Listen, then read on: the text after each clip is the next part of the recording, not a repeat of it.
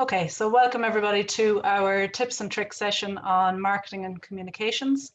We're delighted to be joined by Susan Heffernan, who is an expert in this area and also on our board of trustees. So I'm going to hand you over to Susan straight away. I'll ask you all just to stay on mute, as I say, and we'll have questions at the end. Thanks a million. Thanks, Ciara. Hi, everybody. I'm Susan. I live just south of you all in Mayo, just over the border in Ballina, and I work mainly in marketing and communications. A lot of my work is around tourism, heritage, community work. So a lot of what I do overlaps with quite a lot of work that you guys are working on as well. And I sit on the board of this SLigo Centre, and as Ciara said, we recognising a need, said we would do a series of tips. Really excited to come today and hopefully give you some very practical advice on how to make the most of what are often very, very small resources and use that well to help communicate with the different people that you need to for the work that you're doing to share the good work and to bring people in to use your services as well. So what I'm going to do today is I have a short PowerPoint presentation with some very high level information, and I'll make it as practical as I can as we go through it. And then I'm going to leave most of the time to take questions from you guys, because I think with these sessions, what usually works really, really well is when we talk about the particular issues or challenges that you have, or the specific things that you're looking to get advice about. And then what I can do afterwards is I have quite a lot of templates and how-to guides, and I'll share some of the ones that are relevant to the things that we talk about with Ciara to send back to you all afterwards, so that you'll get something else out of this afterwards. So I'm just going to share my screen now and talk for a short while about marketing and communications and what it means for your organization. So I suppose the first thing to start with is it's not just marketing. I've put communications with this as well, because I think a really important thing, particularly in the service sector, which is where most of you would sit, is that we talk not just about selling things, but also about the work that you do, the people that you engage with, and the funding that you get. And it's really important that we recognize all of that communication, as well as just the marketing and social media side of things that might be more familiar to you. So there we go. Marketing and communications it's part of your overall business planning process. And in every organization, you typically start with a plan or an operational plan or a business plan for what you're going to do. You start implementing the work that you have. Marketing and communications is an important part of that. Then you use the feedback from the people who come to you, the people you're with, find out what works, what doesn't, refine that, retune it, and then come back into the planning phase as well. So my suggestion to you is when you get to the time of year where you're looking to plan for next year, make sure that marketing and communications is a part of that plan from the start, so that you have funding for promotion if you need it for different initiatives you have during the year, that you might have a budget for social media advertising if you need to put that in, and that if you don't have the money for that, that you can then in the planning stage look and see, well, where can I fund that from? Is there something that I can apply for that might help me to support some of that work? And is it a good investment if, for example, you're going to bring people in as members or for workshops or something? Will the money that your organization receives by selling those places, would it pay for the marketing you do up front? And it's important to try and resource it where you can and make it part of that overall plan. So essentially, effective marketing and effective communications, what exactly are you doing? Ultimately, to bring it back down to the very basics, you're telling the story of your business, and you're telling it for a specific reason in every single case. It's not enough to just come out and advertise what you're doing. Ultimately, you need to come out and engage people a little bit clearly with the purpose of your work and why you're doing it. And the reason that you do that is to generate the new business, be that new users to your service and new members, new participants in programs that you have. And all of that marketing, the ultimate goal is typically to generate new business and new opportunities for what you're working on. And I suppose the first place to start with all of this is really when you're aligning it to your business planning and your operational planning. A really good place to start with all of your communications activities is to look at your vision and look at your values. And particularly in the sector that you guys are in, I think it's really important to bring it back and remember, why does the organization exist? What's the purpose of the organization? What is your goal the type of work that you do. So if, for example, you are empowering young people, giving them additional skills to make them more employable, for example, why do you exist? The purpose of your existence is to help those people to gain skills that make them employable. So all of your communications should reflect that. And where are you going? What's your goal? What are you hoping to achieve in this operational year? Or what are you looking to achieve over the term of a strategic plan, 3, 5, 7 years, whatever that is? And what's your end goal? What does that success look like? So if you, for example, are looking to fundraise for a new centre or for new facilities or to buy assets, that might be your success in 3 years' time. Or if you're looking to get accreditation for something, that could be the success that you're looking for. And within your planning, we have to look at all the elements that it takes to get there. And it's the resources in your organization, it's the work that you do. Also vitally important in that is telling people about the work that you're doing, telling people about the ambitions that you have. Part of the communications of that is feeding all of that then back into your funding applications, feeding it back into reports so that you can demonstrate a track record of success, which can help then to make you more fundable and make your service more successful in the longer term. I just see a note coming up there that my internet connection is a little unstable. So if I drop out at any stage, Ciara, will you just flag it to me and I'll stop and start again when it comes back. And then the values piece is the really important bit. So what guiding principles will get you there? And that typically most organizations would have values that either you're, things that you are maybe inclusive, that you recognize everybody's abilities equally, that you aim to be accessible to all in the community, that you are respectful of everybody in the community. And those sorts of values, they're your guiding principles that help you to deliver your service. But they're also really important to remember them and have them in sight when you're looking at your marketing and your communications, because they determine the messaging that you would use. And they also determine the words that you use in applications when you talk back to your funders and stakeholders, and when you talk to your community, they understand fully the work and the successes that you have or the challenges that you have along the way. When you're planning, if you don't have a plan, it's not going to happen. I've tried and tested both ways, and if you haven't got a plan, it's much harder to make things work. But the good thing about a plan is that if you have a plan and you review it regularly, you can fine tune it and you can check based on things that are happening. I know the moment I use all the time about living documents, and that's ultimately what something like a communications plan is, because sometimes when you start planning for a January, you don't know maybe that something's going to come up in September, that you might get extra funding for an activity, or that you might have a challenge that you need to meet in your organization and you need to maybe promote something around that. So it is ideal to maybe quarterly go back and have a look at it and say, actually, is this work? You need to change and then review what you're doing. So the plan will always start with where you are, where you're looking to go, what sort of goals and objectives do you have in your operational plan. That'll come down from your planning, your operation, your what, and then who do you need to talk to make it happen.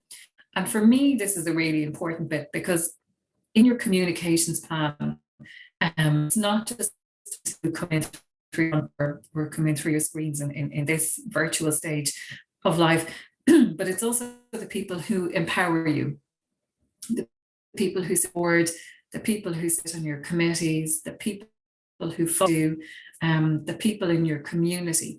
They're also really important to talk to and these conversations, because when you keep them all with a shared vision in mind, it helps you then to make sure that everybody knows what you're hoping to achieve as possible on that road. And the important bit in that is things like, I'm sure you've had the same experience as I have. You often meet somebody at a networking event and a seminar, and somebody, you're catching up with them, and often it might be maybe a local authority person, and you tell them about things that are happening, and they're like, God, I wish we'd known about that. We could have done X, Y, and Z to help. That, if we talked. Susan, it's just breaking up a little bit, just maybe to check in with people that they have caught that. I'm not sure if it's my end as much as your end, or just if people are okay with where we're at. Is everyone okay? Yeah. Sorry, now it's just a wee bit patchy Yeah. at times. Andrea has suggested perfect. maybe without the camera, maybe would your connection be any better, Susan? Or then if we don't have your camera, can we see your? Yeah. Let's have a go. Can you think?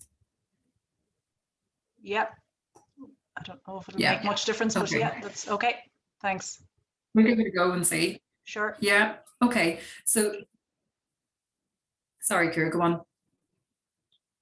No, you're fine. I'm grand. I'm muting here now again. Great. Okay. So what I was saying there was the really important thing in that who do you need to talk to make things happen is to consider out that might be a stakeholder in the work that you're doing, be they the wider community, be they the people that you report to, be they people who support the service that you do or work or complement that service, as well as your community, your users, your peers and your colleagues. Because as I said, often at a networking event or something and chat up and realize that had you had that conversation maybe 6 or 8 weeks earlier, they might have been able to help you in a way with the work that you're doing. The more you can give people up front and the more you can bring people with you, the easier it is to engage all of the support. So you mightn't even know we're there to help make what you're doing more or easier to deliver. And that's, it's important to get all that we can in the work that we're doing. And then the next step in that is to define your message. So what exactly are you hoping to tell people? So if you are, for example, a sports club, with say you're a local GAA club, and you have a new initiative that is around biodiversity, for example, because a lot of the GAA clubs at the moment are going green and they're doing pilot programs around it. So is it that your club are connecting with families, GAA families, to plant vegetables for say home gardens so that you can have a GAA family feast in September, a harvest feast in September? So how do you do your messaging around that? Who do you want to talk to? You might want, for example, a garden centre to bring them on board to put together seed packs for you.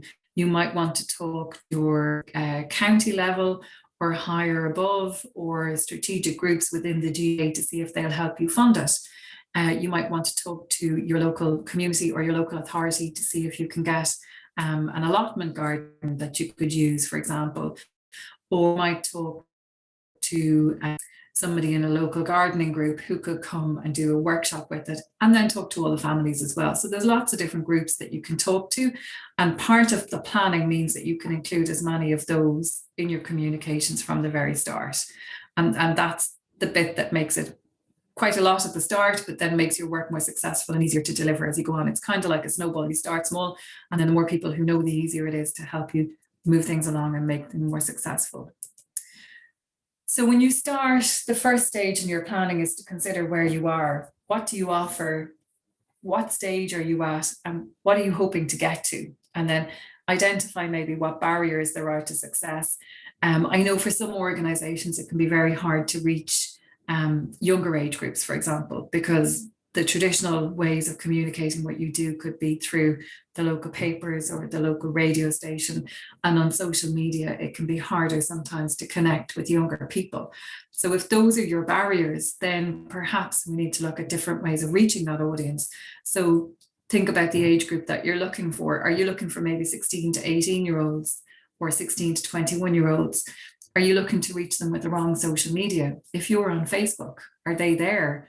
And they probably aren't. The only reason some of them are on Facebook is to keep an eye on their parents and to keep their parents happy. You might actually need to go down the road of using something like TikTok if you want to talk to them.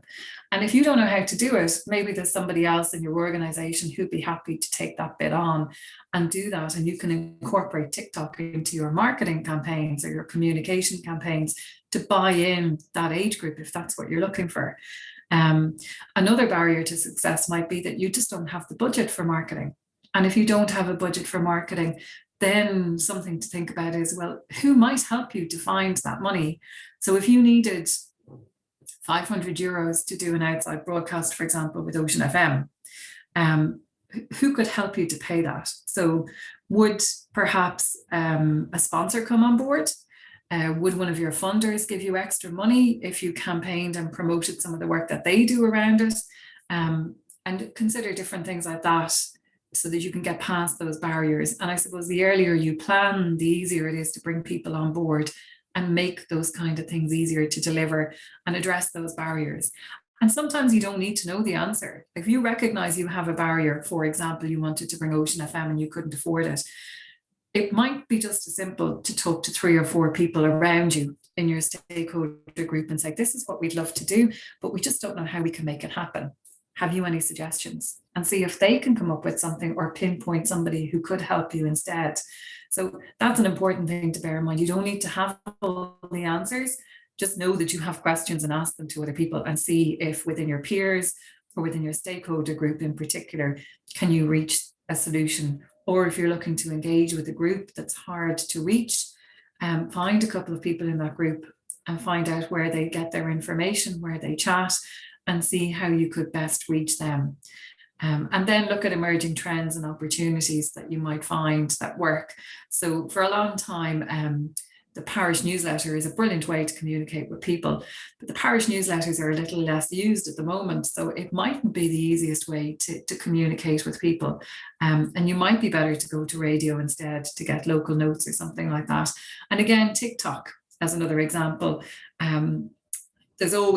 It feels like there's always a new fad in social media that you have to learn how to use and get on board with and put a lot of energy into. And a few years ago it was Snapchat, and now it really does seem to be TikTok. But if you're looking to engage in younger audiences, being where they are is really a brilliant way to do that.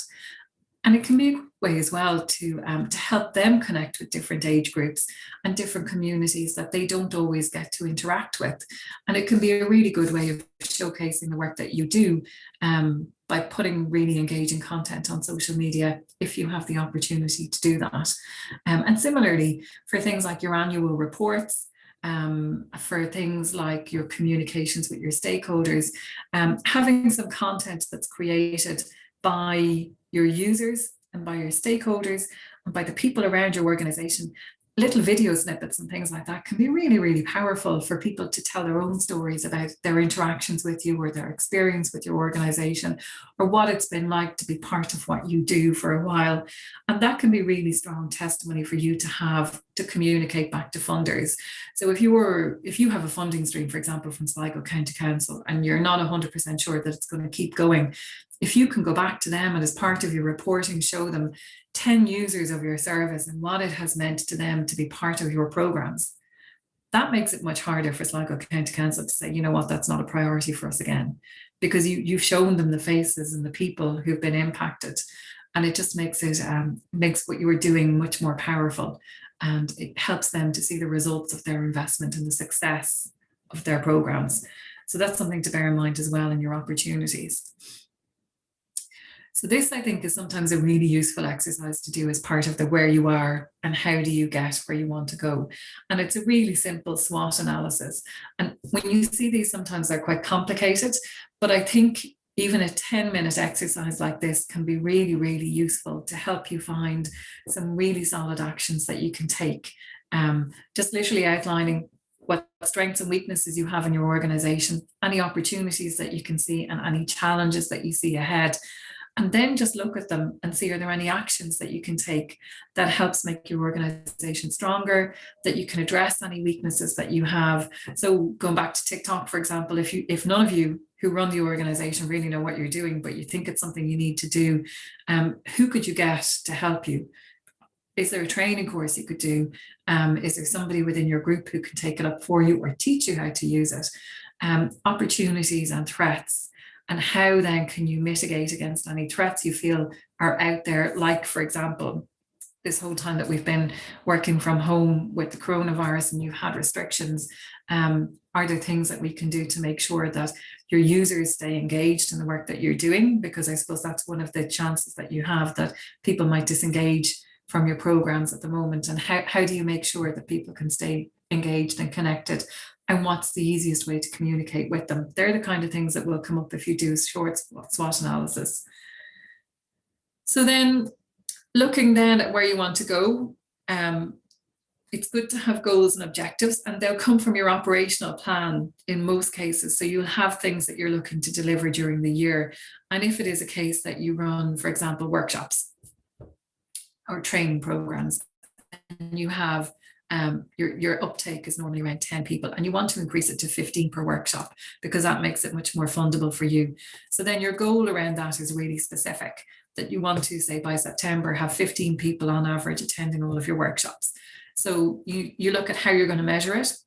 You check and see, is it realistic? So is the space you're using, is the funding you have for that workshop, does it make sense that you can do this?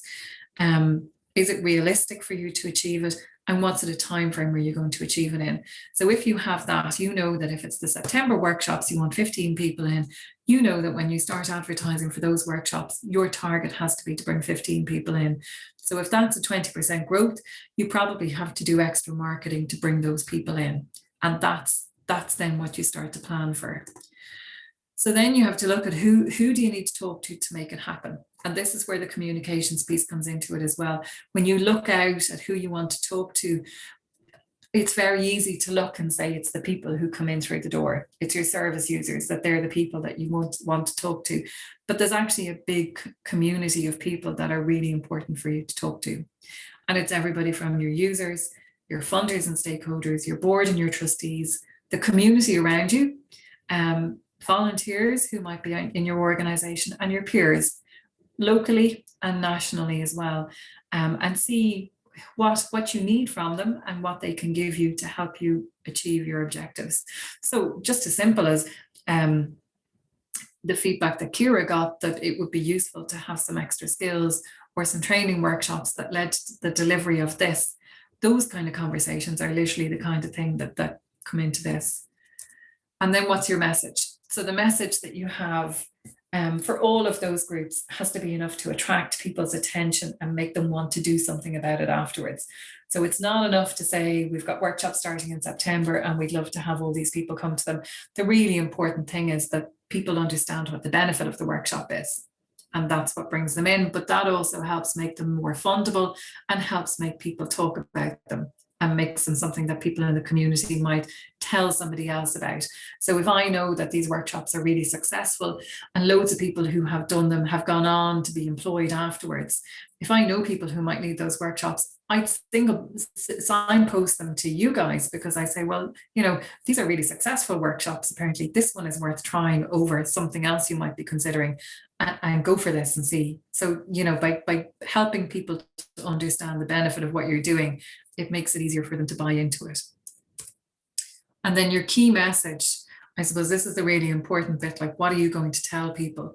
So ultimately be certain what your idea is about and know what your overall message is. So be clear. If you are a rugby club, for example, and you're starting, or your goal is to have 20% girls on your teams by 2025, your goal is to increase female membership in your club. And then keep your language clear and relevant to your audiences. So who are you going to talk to make that happen? Do you talk to the sports partnership? Do you talk to the schools? Do you talk to families? Who are the people that you can talk to help promote that? And then obviously maybe going back to the IRFU, they might be able to help you with some of their programs as well. And similarly then sharing it out through other clubs that would maybe attract female participation. They might be a way to cross over as well. And then look at what you want to tell people. So what do you want to tell them about your organization and what you do and your track record?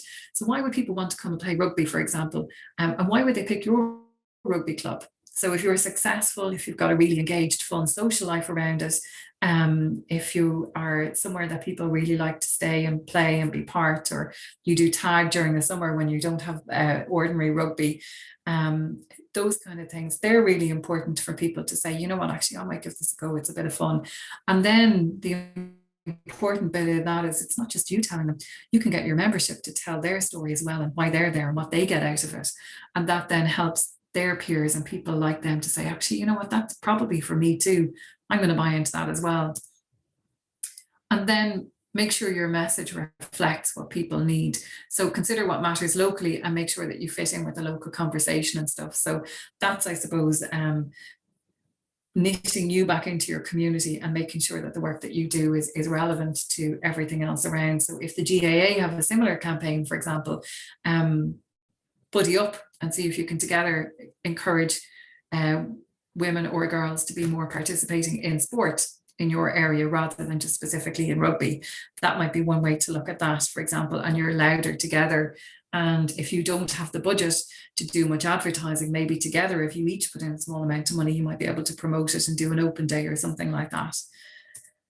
And then keep yourself informed of what's happening locally. And that's it. So you're not duplicating the effort, so that you can work together where you can, rather than working side by side on the same thing, or not realizing that somebody's going to start in 2 months' time what you've just finished doing, for example. It's an important thing as well. And then the key is to make a plan and look at the different touch points, look at the different communication tools that are there, and consider how you use them. So who are your audience and which ones would you use for them? And it can be useful to just map them out like this and see, well, who's going to visit each piece of this media and what do I need to tell them? So who's going to be on your website? It's probably going to be people who are looking for information about your organization. So are they going to be people who want to use it?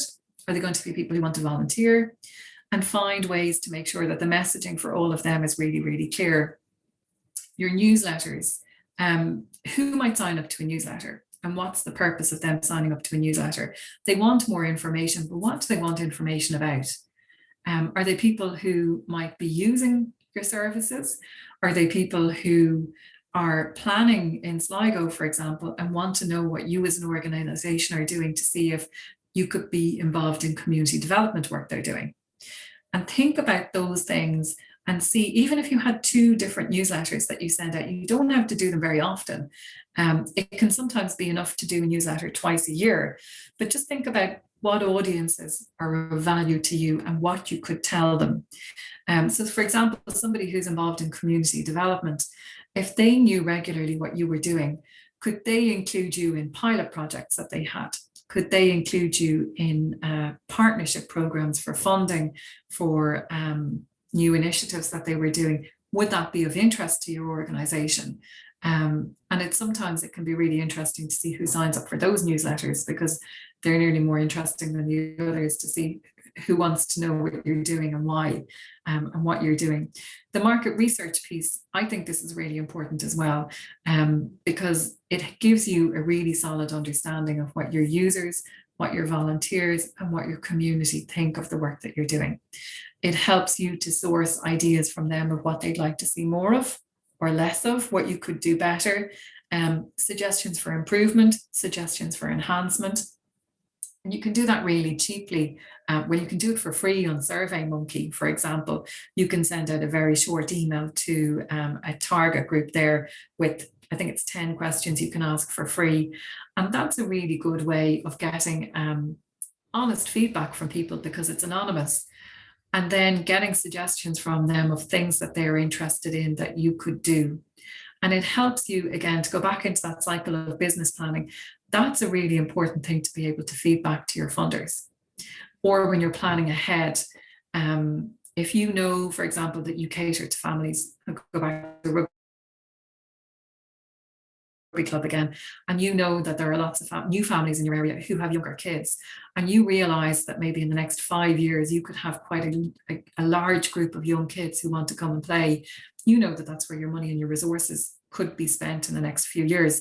So if you're getting that information now in your market research, you can start to plan for that, and you can start to involve the very young kids in rugby and work towards that. So that's something to bear in mind. Then on the social media and local media, again, think about who's there and think about the kind of information that's useful for them to hear about your organization. So the local media, sometimes it's literally just, we use it to just send out press releases or announcements of things that are happening and put them into the local press. But you could also use it to tell people about your market research. So if you've just run an innovative program, or if you've just run something slightly different, you can ask the participants for feedback on the program that you've done or on an exercise that you've done. And you can then go back to the media and tell them about a highly successful pilot program that you've run. People who participated in the program loved it and said these kinds of things about about their experience with our organization.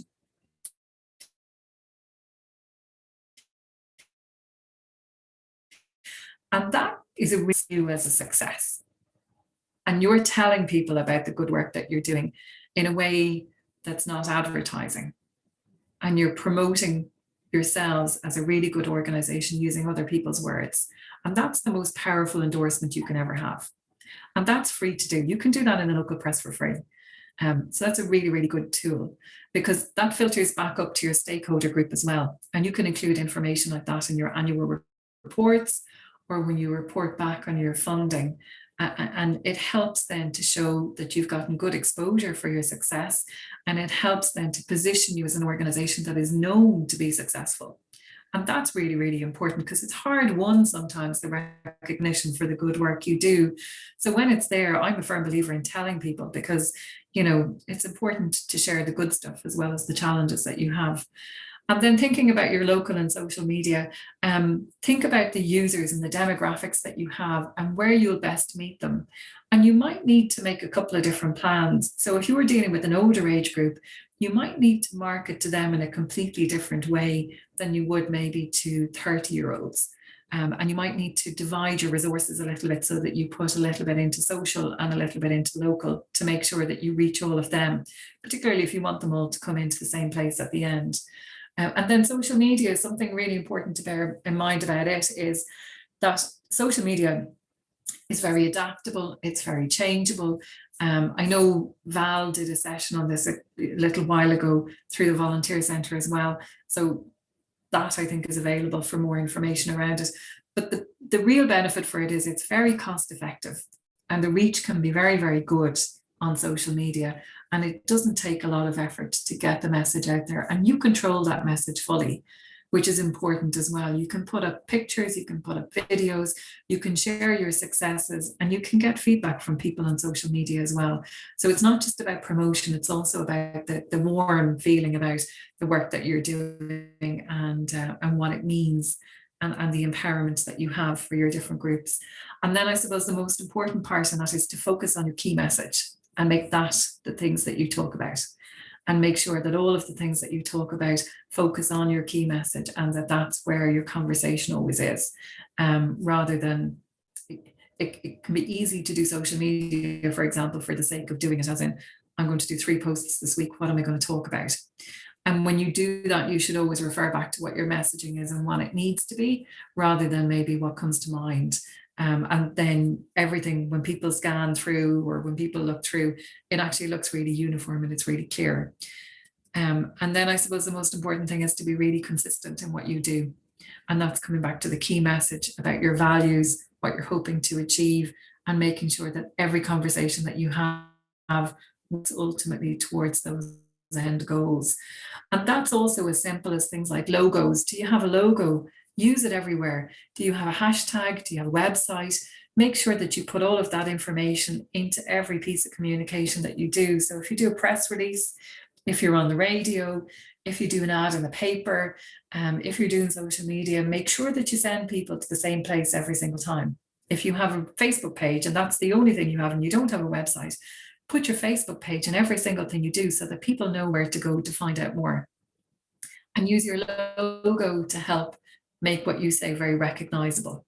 So even if it's a very small piece, always try and put in your logo so that people straight away will recognize it as you. And then if you have funders' logos that need to be included as well, it's worth maybe trying to fit them in as well, or at least where you drive people onto your website or your social media, that all of that recognition is there as well, so that you meet those criteria too. And then I just have like a working example of how it all is to show you what it all means. So this is an example about the circus. Thankfully, none of us are running a circus, but this is what this is about. So if a circus is coming to town and you paint a sign saying the circus is coming to the fairground on Saturday, but that's advertising. And that's free advertising because you've painted the sign yourself there. And then if you put the sign on the back of the elephant and you walk the elephant into town, that's called promotion. And if the elephant walks through the mayor's flower bed, that's publicity, because he's going to get into paper and he's going to get into social media for all of that. And if it goes viral on Facebook, that's your digital marketing covered. if you get the mayor to laugh about it, that's public relations, and it's another bang for your buck on Facebook as well.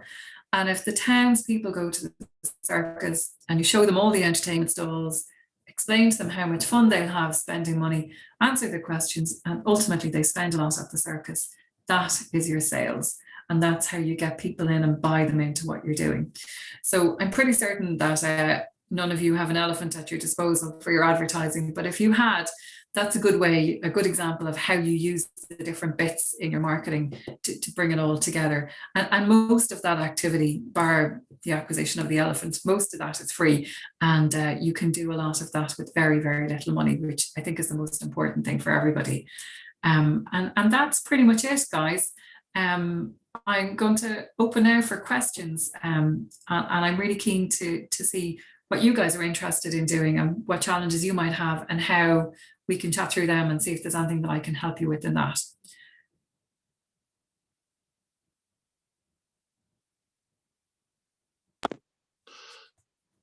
Could I ask a quick question, if I may, Ciara? Absolutely, yeah.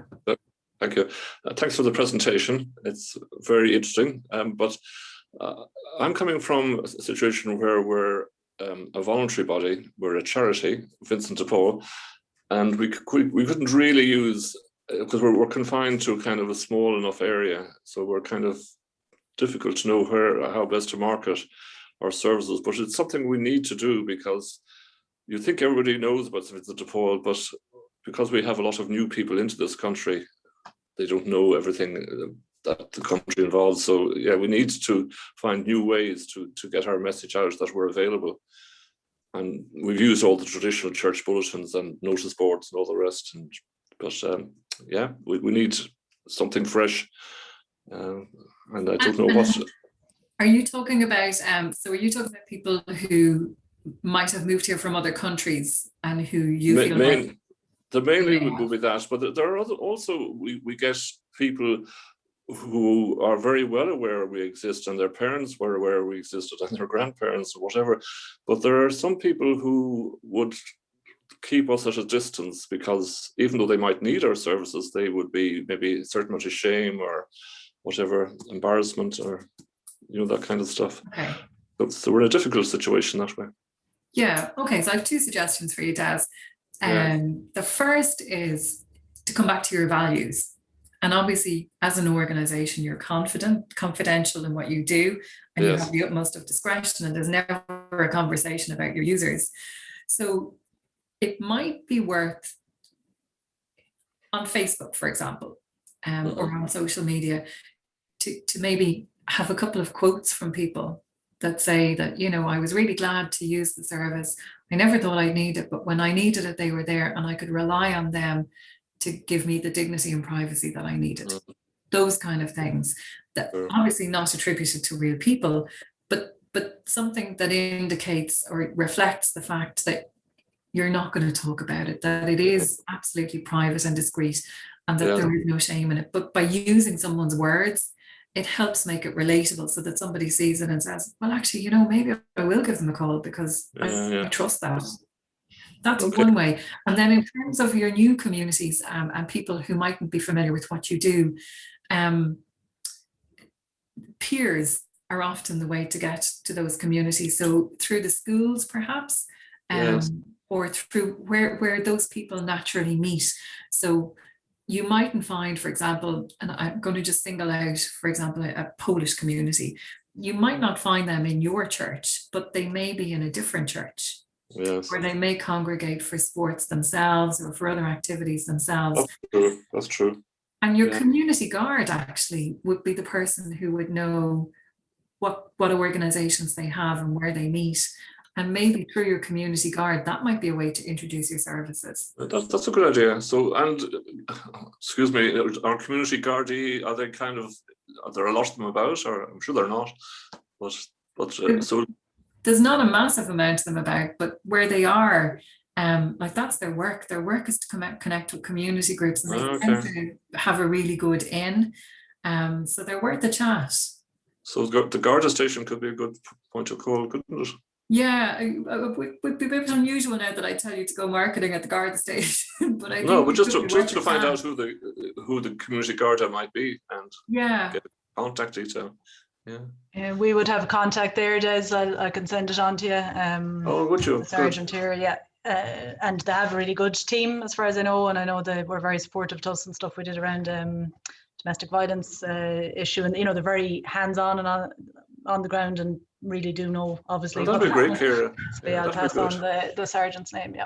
Yeah, I'd appreciate that very much. Thank you. Excellent. That's good thought. Yeah, excellent. Thank you. And the Facebook too. Yeah. thank you. Good. Would anybody else like to ask a question, or does anybody else want to share an experience maybe that they've had a challenge with, and we can have a chat about it and see if there's a way to fix? Can I put a question out then to you guys and ask, what do you find really useful, or what do you find most challenging when you're trying to reach out to people?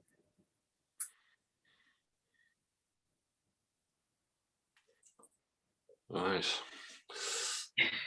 Okay, I know sometimes it can be a challenge to go to the papers or to the radio, because as soon as you come looking to announce something, they're like, oh yeah, we can do that, but it's going to cost you €2,000 to do it. Or we've got an advertising campaign that we can sell you that's X, Y, and Z. And obviously none of us have the money for those kind of things. So sometimes you have to think outside the box. And while they might feel like they have the biggest audience, they mightn't maybe be the most obvious answer for some of what you're doing. And your local notes in your paper are obviously great, and your church bulletins are great too. But maybe you could partner with other organizations to promote a message that you have, or do a Facebook Live.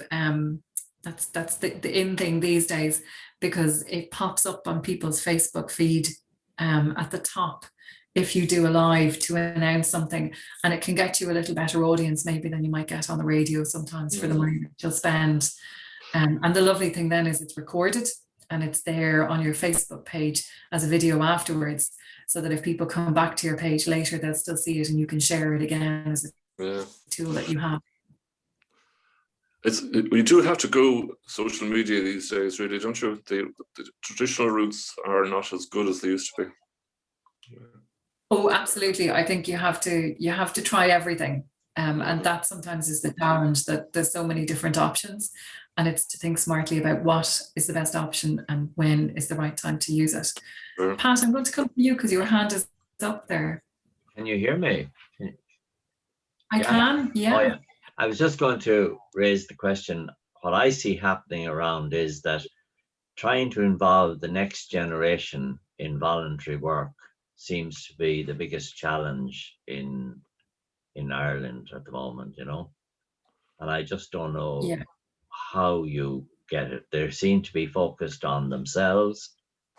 It's May Féin rather than Sinn Féin seems to be the philosophy that's in Ireland at the moment, and how you get that what was traditionally in Ireland of people helping and all that sort of stuff, that seems to be going out, particularly in large urban areas. You probably still get it in the local village, in the community, in small villages and things like that.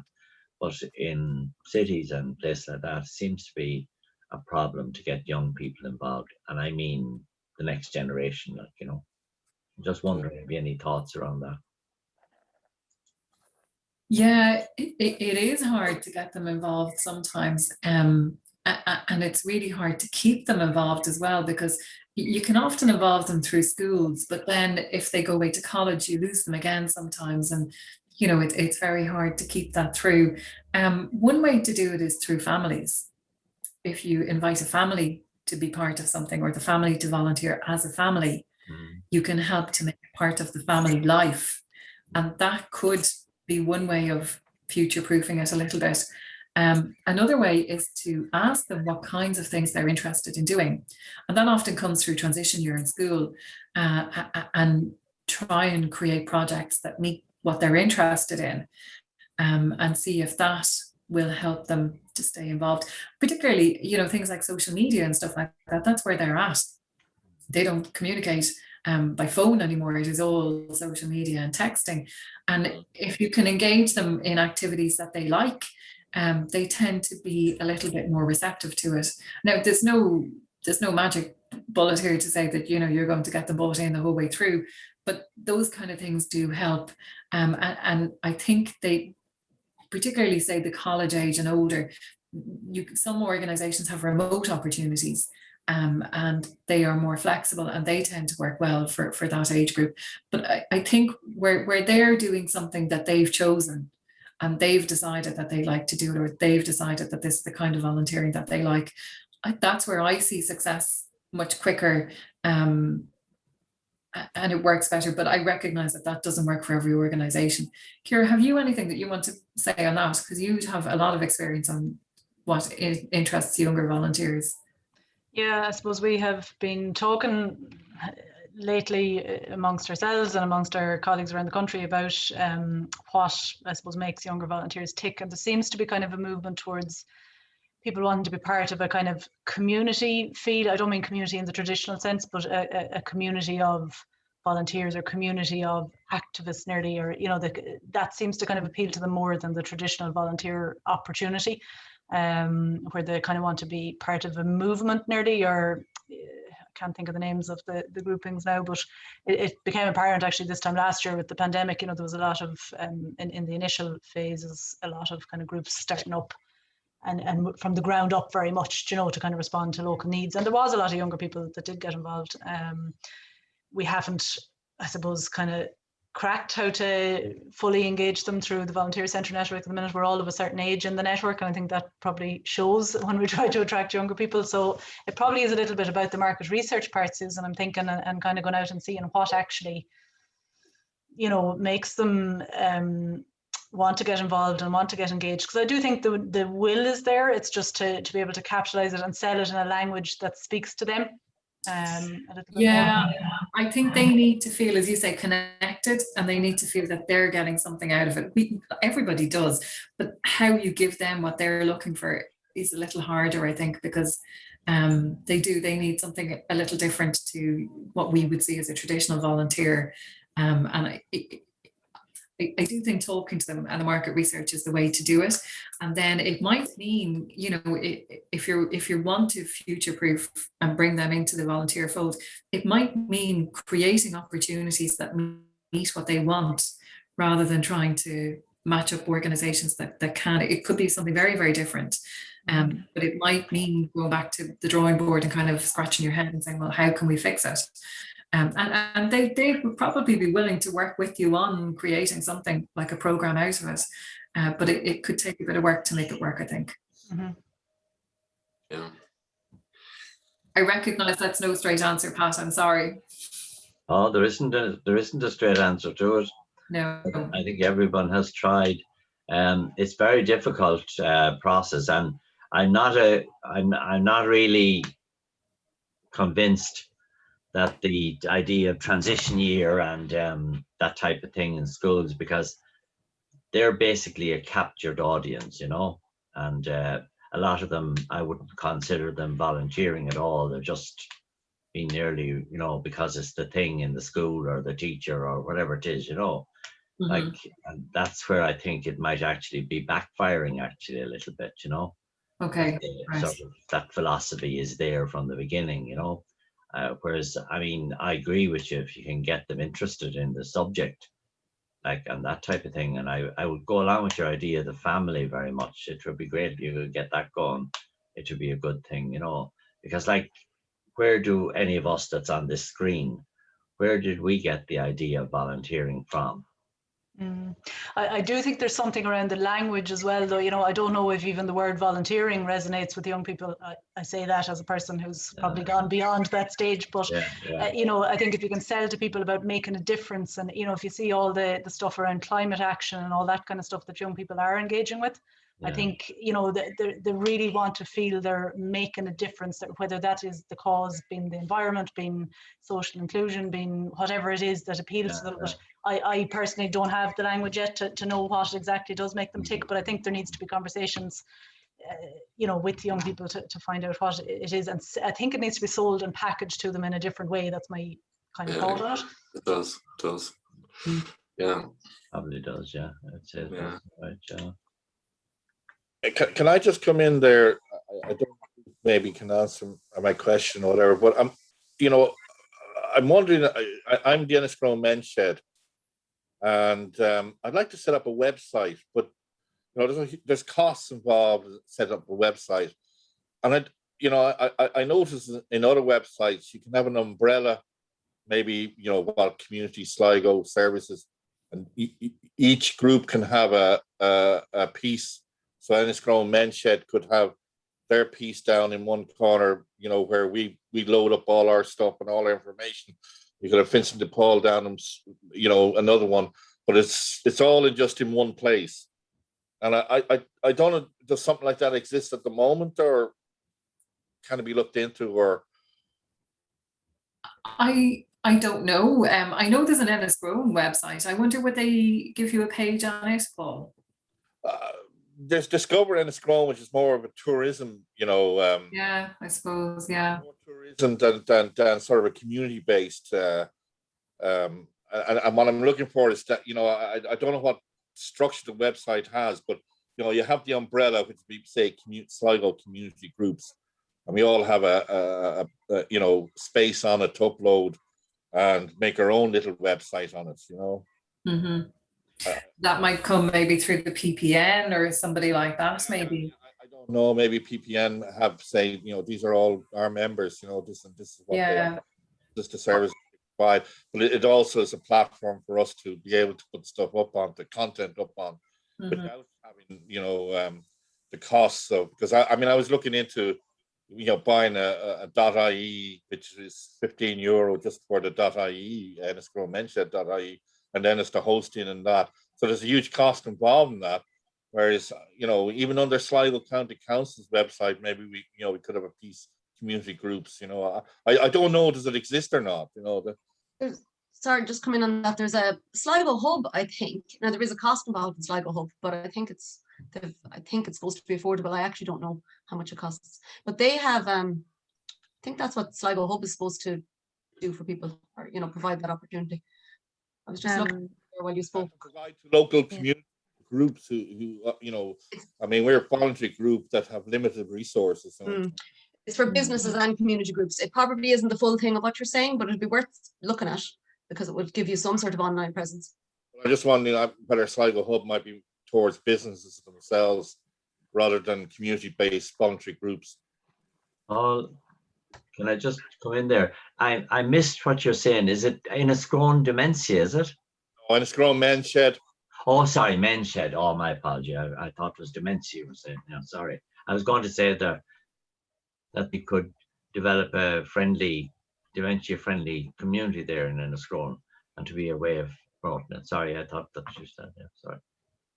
As well as that, just to come in there, the Innovating Communities is a new group. I don't know if is it through the PPN or is it Sligo Leader Partnership? Sligo Leader would be a good opportunity to talk to them about that, Paul, because it's all about what needs are in the community and how to come up with innovative ways of helping groups.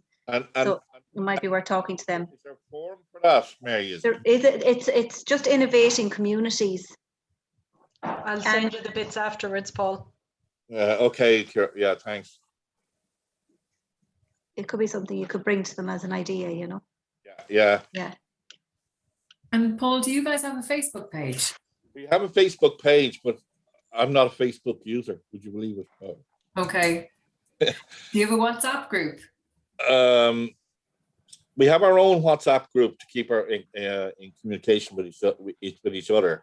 But whether we go down, I'm not a big fan of TikTok and Twitter and Instagram personally.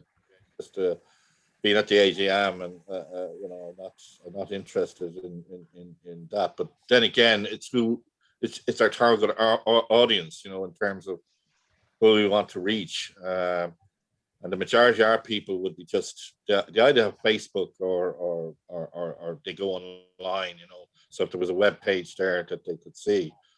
But I am interested to sort of look at the younger people here as well.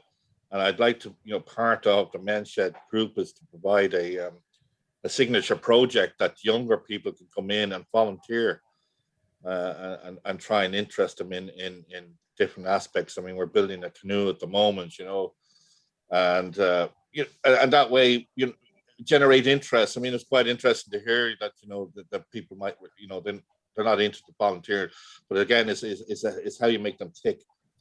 So what you could do there, Paul, could be with your younger group, if you had somebody who might be interested, and I'm going to come back to transition year because they have the most flexibility. Would it be worth talking to the school and see if there would be kids who'd be interested in coming and documenting your making of the canoe? So just even phone videos or phone interviews, and then you could stick them up on Facebook. And that's somebody volunteering, but they're doing something really useful for you. Oh, we could, yeah. Yeah.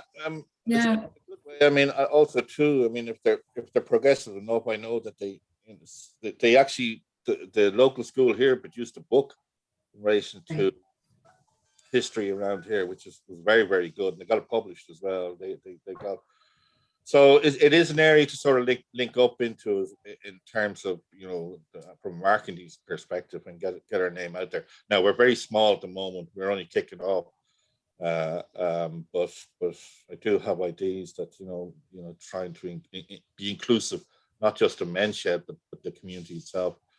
Yeah, and maybe that's something in the inclusivity part. Maybe there's somebody in the community who might help you with your social media. Yeah, there could be somebody who'd volunteer. I was just about to say that maybe you could ask, you know, if we're talking about getting younger people involved and reaching out in something that interests them, social media is their thing. Yeah, I mean, so that's their forte. Let them run it for you. And then you're building that connection piece with them, and they're going to have a connection to your charity then afterwards. I was thinking the Men's Shed overall website has a section there on the Enniscrone Men's Sheds, but there's no information in there. There's no information in that, and I have it down on my list because, you know, there was a lot of changes in the IMSA, so there was, and they have a new CEO, and things are happening very slow there at the moment. And I have it down on my hit list to ask them about that as well. Yeah, because that could be your free website there. Yeah, it's got an activity section on it and things. Yeah. But I think there should be a community-based group that you know, SLigo community groups, so that if anybody comes into into SLigo, they can go into county council and they can find what groups are close to them. I don't know, maybe it could be done through the FRC. I'm not sure. The PPN have a website, and they have all the community groups that exist in the whole of County Sligo on it, and the contact details for every one of them. Yes, but what I want to do is that you be able to showcase and market yourself up on that. Yeah, you should talk to Sarah Weatherfield in the PPN. She might have ideas around that, you know, that might be able to generate something like that. You know, it might be worth trying. The other thing, I just see Ocean FM had it on. The HSE have announced social prescribing for 7 new areas across Sligo, Leitrim and Cavan. And it includes gardening and walking and dancing and art and online. So perhaps there will be funding stuff too through those programs, you know, might be worth looking into.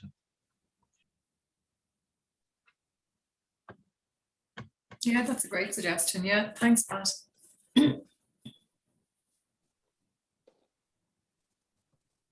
Okay, does anybody else have any questions or anything they wanted to chat through? No. Okay, Ciara, I think we might have run our course. Okay, great. Thanks a million, everybody, and thanks, Susan, for your time. And I guess we'll send on the bits and pieces afterwards as well, and the guides you've talked about on that, Susan, as well. Yeah, I'll put something together.